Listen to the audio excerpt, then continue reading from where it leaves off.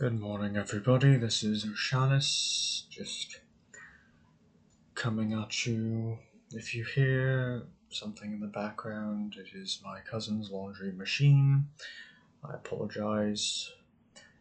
But, if you were watching the news, you probably heard that the United States had indeed struck Iran, and I will get to that. I will get to that as soon as the fallout is essentially what we know will happen. I don't know what's going to happen. I don't know whether or not we're going to get drawn to the war. I don't know if they'll even retaliate. So as soon as we have all the details on that, I will make a video about it. But for right now, I'm going to talk about a story that was in the news the other day. And it was the exception that Donald Trump was going to carve out for illegal aliens when it came to deportations. And he made a truth post about it. I'm not on Truth Social, so I have to look at it from there. So what he said was, our great farmers and people in the hotel and leisure business have been stating that our very aggressive policy on immigration is taking very good long-time workers away from them, with those jobs almost being impossible to replace. In many cases, the criminals allowed into our country by the very stupid Biden open borders policy are applying for those jobs. This is not good. We must protect our farmers, but get the criminals out of the USA. Changes are coming. Now, here's the issue with that. He also said that he was looking into a pause on deportations for illegal workers in the agricultural and hospitality industries. Now, this is about a week ago, and thankfully it looks like Stephen Miller, bless Stephen Miller, he's amazing, talked him into rescinding this pause. Now, my main issue is, why was the pause even considered in the first place? It's a travesty. No, Mr. President, the base, your voters, does not want exceptions to deportations depending on the industry in which the illegal aliens work. Why would agriculture and hospitality receive special treatment? If anything, it will just make more and more illegal aliens sign up for those jobs in order to avoid deportation. On the list, go sign up at your local farm to pick oranges for cheap wages and you will be immune to deportation. That's essentially what this would lead to.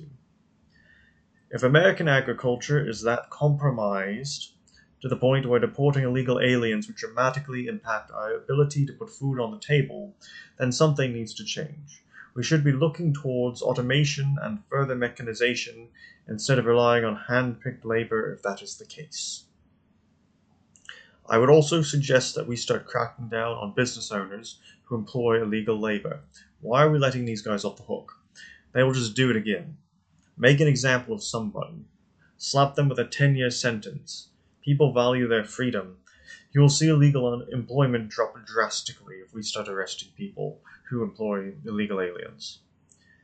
And then you had silly Governor Gavin Newsom talk trash about Trump when it was apparent that he had changed his mind on the exceptions, being snarky and tweeting essentially MAGA equals Miller actually governs America, which, I'm sorry, Gavin, you're Mr. I don't have control over my own National Guard or my own city or my own state. You sound like a really good person to listen to when it comes to these policy questions. Now, the fact that Newsom seemed to want this exception to go through should have been a major red flag for the administration. Of course, the governor of California, a major agricultural state, would want his cheap labor to stay.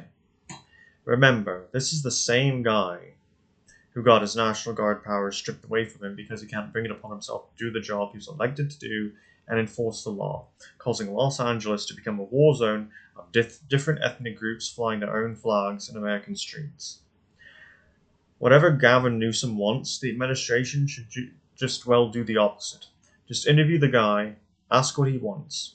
Then, when he says what he wants, do the opposite of what he says he wants because it's guaranteed to work. Yet it isn't just Gavin Newsom that is the problem. The entire Democratic Party has, over the course of 2 decades, become a proxy interest group for illegal aliens and other criminals that roam the American streets. Maxwell Frost, who unfortunately represents a district in my state, said the other day that he is in favor of a pathway to citizenship for all illegal aliens residing in the United States as of now. That's millions of people, by the way. He also verbally attacked ICE agents who are doing their jobs. Now, I don't know about anyone else. Actually, I do know about anyone else, but I am beyond sick and tired of this. It is time to get serious, ramp up the deportations, crack down on the business owners, beat down the rioters, dare the opposition to obstruct this agenda. These politicians talk tough, but when push comes to shove, they are cowards. Look at what happened to California Senator Padilla when he thought he could just barge into DHS Secretary Kristi Noem's press conference. If you remember, he essentially went in there. He says he announced he was a senator, but anybody could do that. And then the Secret Service or FBI, whoever it was, they essentially tackled him to the ground, put him in handcuffs, and escorted him away. Now, it's important to note that Noam did let him meet with her one-on-one after the fact, which honestly he should have just done in the first place. But my point still stands here. So now at this point, these politicians, like Padilla, like Frost, are just fifth columnists. There's no argument for illegal immigration unless you have some sort of foreign-backed agenda that requires the demographic displacement of the American population. The only honest people in support of illegal immigration are the capitalist absolutists who want to see the GDP line go upwards. You cannot support illegal immigration if you are anything but that. Now, liberals and leftists think that they can support illegal immigration while at the same time supporting a welfare state. No, this is impossible. All that does is crowd the system and raises costs for natives who actually need that assistance. One of the largest stories of the election that the media tried so hard to sweep under the rug was a perfect example of this. The Ohio town of Springfield that was overrun by Haitians. The education and healthcare systems were being overwhelmed.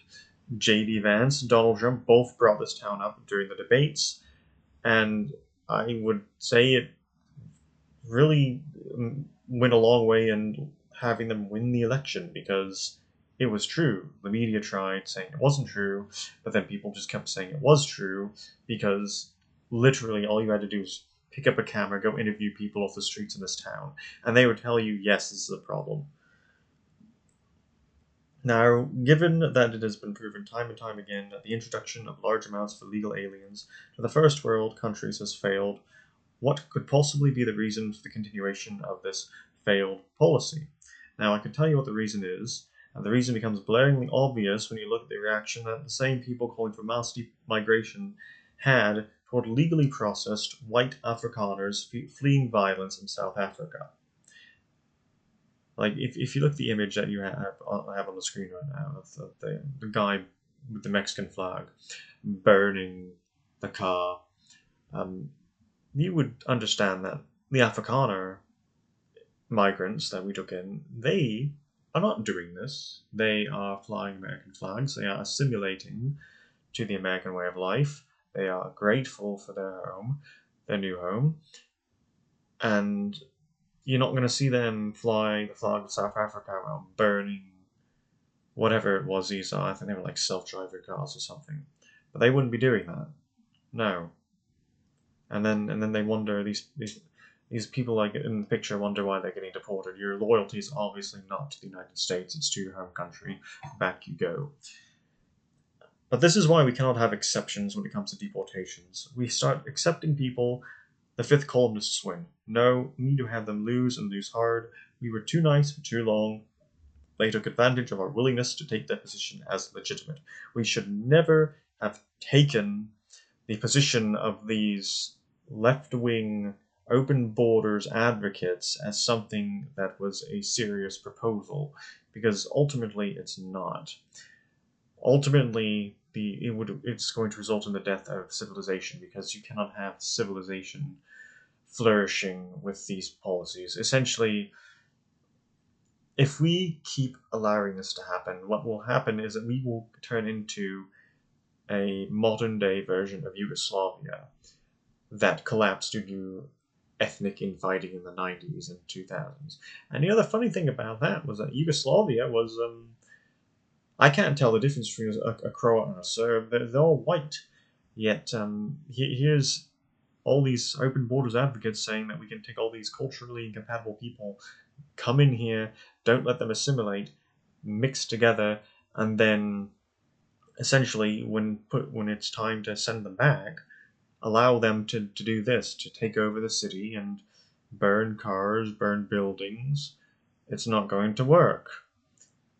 It hasn't worked, and something needs to be done about it. Thank you for listening. This is Oceanus. I will be back later with another